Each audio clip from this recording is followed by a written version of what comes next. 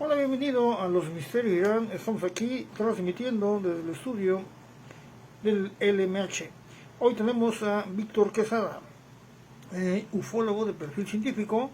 Tenemos a la gran señora de la ufología, la señora Diana Perla Chapa, desde Monterrey. Tenemos también a Ros Tejeda, desde el Durmiente de Orizaba. Tenemos muchas cosas, y próximamente se integrará la semana que entra Carlos Guzmán, ufólogo internacional. Esperamos la invitación también de ex colaboradores aquí en LMH. Mi nombre es René Irán e iniciamos, señores. Bien, sé que ustedes muy bien esta fotografía que me envió Rasek. Fue tomada en la desembocadura del río Jamapa, en Boca del Río, pero lo interesante es ver cómo un ser fue fotografiado, un ser luminoso, en la desembocadura del río. Aquí es una secuencia de fotos, aquí esta es la más interesante, la más cercana, por Rasek, el año pasado. Es interesante aquí ver esto con toda contundencia. Aquí vemos, pues ya lo que en otros lados hemos también observado videos de seres luminosos saliendo del mar o de ríos, sobre todo, y no se trata de fuegos fatuos, la luz de San Telmo, nada de eso. Son inteligentes y una vez más quedan registrados por vigilantes. Ok, aquí vamos viendo distintas fotos. Vemos cómo se eleva. En la foto anterior, cómo está al ras del río. Aquí se eleva esa entidad luminosa. Es en Boca del Río, Veracruz, México. Aquí hacemos un acercamiento. Checamos aquí otra secuencia de foto. Vemos que hay como un halo energético alrededor. Hacemos un zoom. Aquí vamos a alejar un poco. Checamos esa entidad luminosa sobre el río Jamapa. Una fotografía de Rasek, una persona que ha tenido muchas experiencias sobre el contactismo y evidencia ovni. Aquí vamos ahorita a continuación a presentar un filtro de eso. Aquí vemos que es totalmente distinto a lo del río y parece tener una energía. Puede ser solar, puede ser energética, algún tipo de energía que lo hace diferente. Es algo que está ahí, incluso hay un halo en la parte que lo envuelve. Y esta es la fotografía original, ocurrido el año pasado aquí en Boca del Río, oportunamente capturada por Rasek. En Boca del Río hay que recordar que está en la zona conurbada al sur de la ciudad de Veracruz, y aquí se ve esa entidad como va saliendo del río. Es un caso extraordinario. Aquí tenemos otro filtro de un ovni también capturado por la cámara de Rasek sobre Boca del Río. Cheque usted la forma clásica del platillo volador y el filtro. En otra ocasión Rasek me envió esta foto de un ovni en la misma zona, en Boca del Río. Vemos aquí otra foto. Y tiene hay muchas fotos que voy a ir pasando poco a poco. No son muy claras estas, pero aquí vemos otro. Es el caso de Rasek. Y en esto los misterios de Irán. Vamos a continuación con Ros Tejeda, Orizaba. Muchas gracias por tu invitación, Irán. Me gustaría compartir con ustedes algunas de mis experiencias, pues más que nada cómo es que me involucré con los ovnis, porque yo tengo un antes y un después. Antes de enfrentarme a lo que era el fenómeno ovni, pues yo llevaba una vida muy bonita en el aspecto de que escribía libros, estaba en el coral del Irbao, hacía obras de teatro. Tenía yo, junto con Marius Lasainz, una revista que se llamaba Pasto Verde, la distribuía Limba a nivel nacional. Escribía en diferentes en diferentes revistas literarias, como RCH del norte de aquí, de México, en el Búho del Excelsior, y dábamos conferencias sobre nuestras presentaciones en diferentes lugares. Éramos invitados a congresos de literarios, o sea, era mi vida muy, muy bonita. Hacía obras de teatro, les digo, cantaba en el coral del Irbauer, soy contralto. Cuando me enfrento a eso desconocido, que venía yo de Cuernavaca para Caracas, que antes era supercarretera, hoy es autopista, y ese ser verdoso, luminoso, nos salva de morir irremediablemente, nos desvió para no chocar nosotros con una pipa de Pemex, y después irnos acompañando como 15 luces arriba. Empieza uno así a decir, ¿qué pasó acá, no? ¿Quién fue el que nos salvó? ¿Por qué nos salvó? Y a partir de ahí llevar experiencias muy, muy emocionantes, porque cuando los ve uno no se puede uno quedar así, es una emoción que te llega del alma, y enfrentarte a ellos, de que empiezan a llegar a tu casa, los empiezas a ver, no nada más tú, sino tus papás, mis perras, y dices tú, ¿qué está pasando? ¿Por qué yo? ¿O por qué en ese instante? Pues a partir de ahí se abrió un mundo nuevo para mí. Empezamos hasta el 2013 que me jubilé, y me dediqué ya les subía al Tinitecho. Yo le di las gracias, porque había yo visto tanto al cielo que necesitaba ver la tierra, lo que hay aquí terrestre, enamorarme, desenamorarme, vivir la vida. Y bueno, lo demás se los cuento otro día. Muchas gracias, Hiram. De verdad, mucho gusto compartir mis experiencias con todos ustedes. Buenas noches. Bueno, fue Ros Tejeda, muchas gracias. Vía telefónica desde Orizaba, aquí en los Misterios de Irán. Increíbles encuentros, ¿no? Lo que te lleva a un encuentro y luego volverte parte de él, del mismo fenómeno, dentro de la investigación. Continuamos aquí en los Misterios de Irán. Vámonos con Víctor Quesada, de la Ciudad de México. Escuchamos con atención.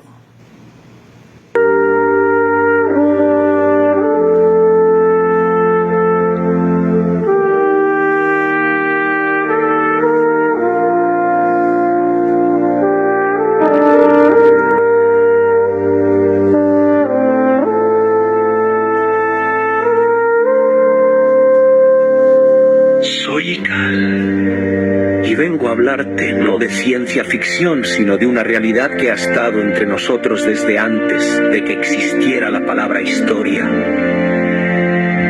Los antiguos la conocían, la nombraron con símbolos, con estrellas talladas en piedra, con mitos sobre dioses que descendían del cielo.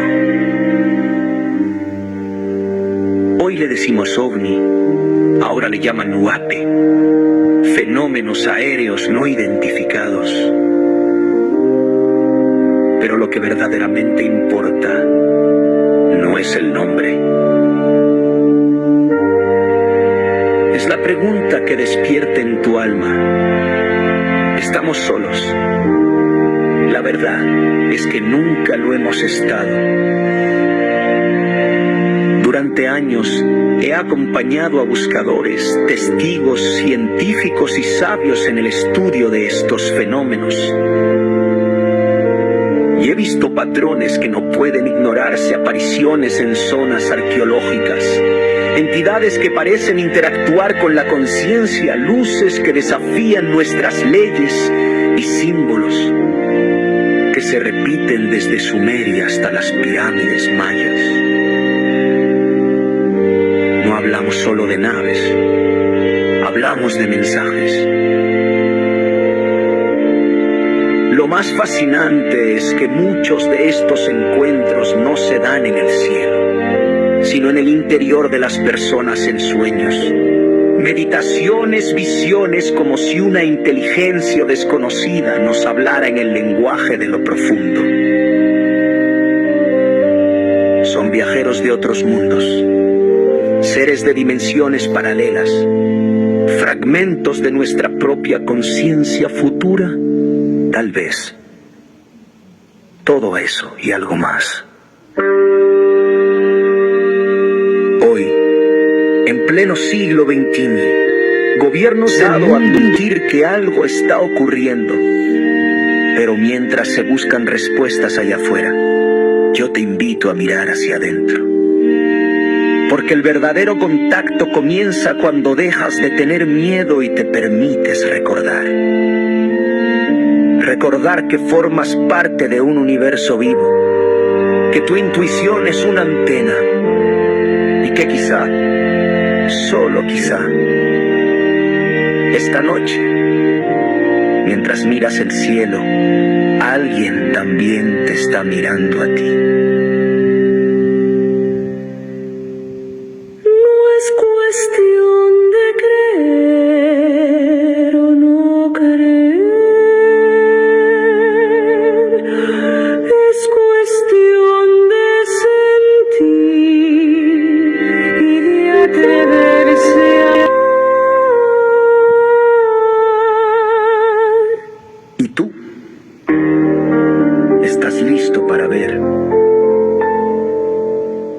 Siempre ha estado ahí.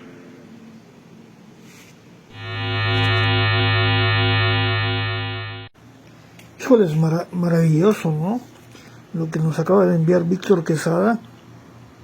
Me quedo con esa frase, ¿no? Mientras tú miras al cielo, probablemente alguien ya te está observando allá arriba. Qué síntesis tan maravillosa nos ha enviado Víctor Quesada. Él es de perfil científico, bueno, un catedrático, un hombre de ciencia y de conciencia. Es que gracias Víctor Quesada, que lo tendremos aquí también como colaborador ahora en la nueva fase de los Misterios de Irán 2025. Continuamos.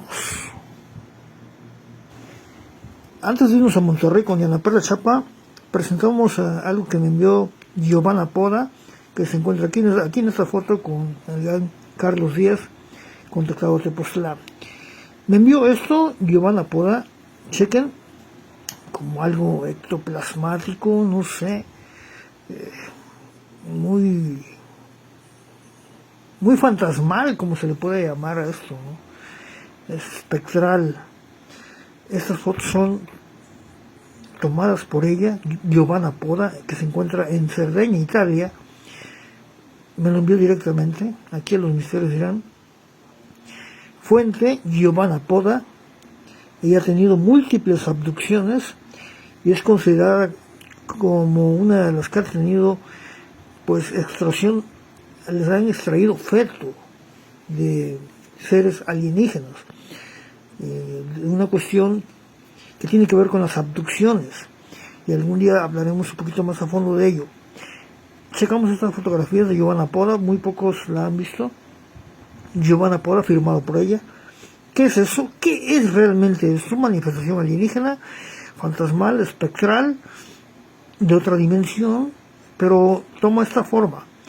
Y hay gente que me ha descrito esto en diferentes sitios, en pueblos incluso. Aquí le agradezco mucho a Giovanna Poda por estas gráficas, desde Italia.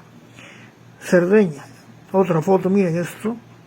Impresionante, porque aquí se ve como una silueta semitransparente o semisólida, pero aquí está la evidencia desde Cerdeña, Italia, en exclusiva de Giovanna Poda, un caso auténtico. Hola, ¿qué tal? Bienvenidos a este programazo de mi querido René Irán. Oigan, pues bueno, ¿de qué vamos a hablar? Pues yo creo que vamos a empezar a hablar del principio, ¿cómo ven? Porque resulta que a veces no sabemos ni siquiera qué es esto de los ovnis o de los platillos voladores, porque así se llamaban. hace mucho tiempo se llamaban los platillos voladores. Y bueno, me gustaría, por ejemplo, decirles que se divide el antes y después de la ufología moderna, digamos, a raíz del estrellamiento del ovni de Roswell, que es el más conocido, aunque en realidad ya había habido otros, el de White Sands, el de Rosario, había habido otros, todos en esa zona, en la zona en donde se practicaban y se hacían las nucleares, los ejercicios para las bombas nucleares. Toda esa área estaba sumamente contaminada y ahí era donde cayó el ovni el platillo de Roswell, que fue el 2 de julio de 1947, en un rancho cercano a la ciudad, al pueblo. En realidad todavía era pueblo, pero tenía una base militar muy importante porque tenía 6 ojivas nucleares ahí, que eso tiene que ver mucho de que por qué pasaban por ahí, estaban preocupados de que fueran a explotar, o no sé, los extraterrestres, los ovnis, los platillos, los que estaban en las naves. No sé, se supone, ¿verdad? Yo estuve muchas veces en Roswell y tuve oportunidad, por ejemplo, de conocer al dueño de la casa, de la casa funeral, de la funeraria. Ya estaba muy bien, muy grande el señor, y platiqué un poco con él. En fin, o sea, está muy bien documentado, y aunque hay gente que todavía quiere decir que no existió, de hecho se sabe que platiqué un poco con él. En fin, o sea, está muy bien documentado, y aunque hay gente que todavía quiere decir que no existió, de hecho se sabe que gracias a él, a ese Roswell, tenemos tanta tecnología moderna, porque el salto cuántico de la tecnología fue impresionante, antes y después de Roswell. Saludos, nos vemos en la próxima. Bueno, nos oímos. Bueno, ya tenemos de regreso desde Bolivia el gran Juan Carlos Aliaga. Vámonos, porque ya lo tenemos en línea, a el gran investigador del Bolivia, Juan Carlos Aliaga. Estamos en un mundo cambiante. Vemos desastres naturales, terremotos, huracanes, inundaciones, sequías. También estamos a merced de los eventos no naturales, en este caso los problemas sociales, por ejemplo, revoluciones, levantamientos armados y todo aquello. Estamos en un mundo totalmente cambiante y volátil. Cualquier momento puede suceder algo. Así como también nos habían advertido mucho profetas, tanto bíblicos y de otras religiones, de que va a haber cambios muy fuertes, totalmente extremos a nivel mundial. ¿Y estaremos preparados nosotros para enfrentar aquello? No estoy hablando desde un punto de vista religioso. Quiero que se entienda en esta ocasión de que estamos hablando de una realidad que muy pocos toman en cuenta. ¿Y cuál es esa? A lo que me refiero es justamente el preparacionismo. ¿Qué es el preparacionismo? Bueno, hay una cultura actualmente de personas que estamos justamente en lo que viene a ser la importancia de la preparación. En inglés es prepare. Una cultura justamente de la prevención.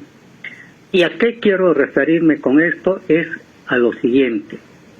Tenemos que tener una idea clara de que cualquier momento va a suceder algo. Esto no significa llegar a la paranoia, al miedo y todo aquello, sino estar preparados ante cualquier eventualidad. Entonces, Nosotros tenemos que tener la capacidad de poder discernir y ver qué eventos podrían darse en la zona donde nosotros vivimos. Si vivimos en la costa, obviamente podemos estar expuestos a marejadas, podemos estar expuestos a tsunamis, o si vivimos cerca de las montañas ante las nevadas probables que se bloqueen las carreteras justamente por este motivo, o que también hayan, digamos, en otras zonas, por ejemplo, donde hay lugar tropical, donde hayan incendios forestales, todo aquello, o si vivimos en una zona sísmica, obviamente. Nosotros también podemos estar expuestos ante alguna situación totalmente negativa. Entonces, para aquello tenemos que estar totalmente preparados. ¿Y qué es lo principal? Es la famosa mochila de emergencia de 72 horas. Es importante decir que cada mochila, una mochila es para 2 personas del entorno familiar y todo esto. Entonces nosotros tenemos que tener una mochila de emergencia por 2 miembros de la familia. Ahora, y también una caja de reserva. Ya les voy a pasar a explicar a qué me refiero con esto.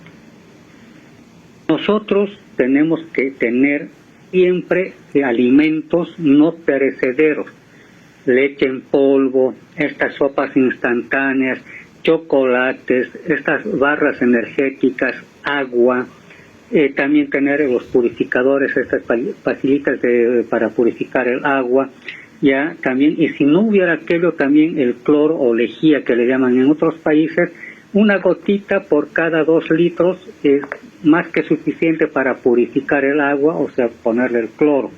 ¿Para qué? Para que esto esté limpio, y obviamente hervirla de esta manera también vamos a eliminar todo tipo de bacterias que esté en el agua. Luego también tener a mano un botiquín con lo más básico, desde paracetamol, ibuprofenos, antihistamínicos, o sea, en otras palabras, antialérgicos.